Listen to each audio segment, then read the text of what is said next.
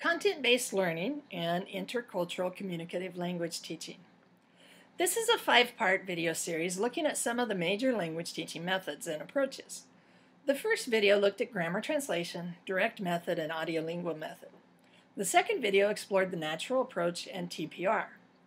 The third video explained communicative language teaching, task-based instruction, cooperative learning, project-based learning, and problem-based learning. This video will discuss content-based learning and intercultural communicative language teaching. These are labeled as 2 for 1 by Lightbound and Spada. Content-based learning is usually called content and language integrated learning, or CLIL, or CLIL, I believe, in Europe. Very simply, this is where a particular content or topic is the main aspect of learning, with language being a side product. This happens most clearly in bilingual education, or when English language learners are mainstreamed into regular classes.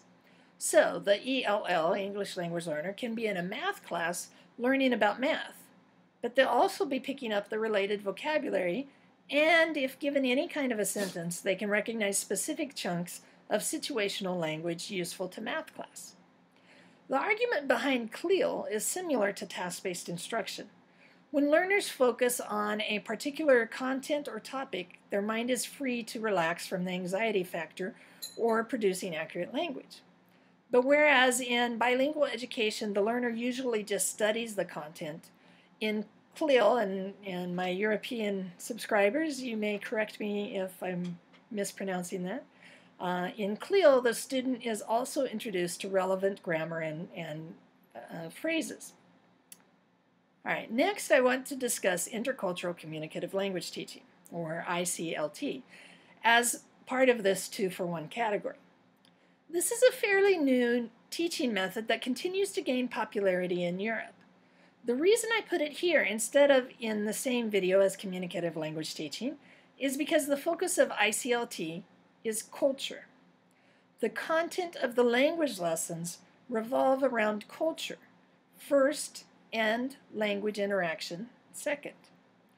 Some typical lessons would be asking the learner to explore and describe their own culture, teach them methods of researching other cultures, looking for comparisons and contrasts, helping them value the diversity of their fellow classmates, and focusing on communicative competence instead of native speaker-like competence. Why does this culture content need to be wrapped in a communicative approach? So that it's not just a mental exercise. As learners interact and communicate with others in their class who are the same and different from them, their thoughts and actions are more likely to change. Humans are almost always more considerate of people right in front of them than they are of the concept of a certain type of people.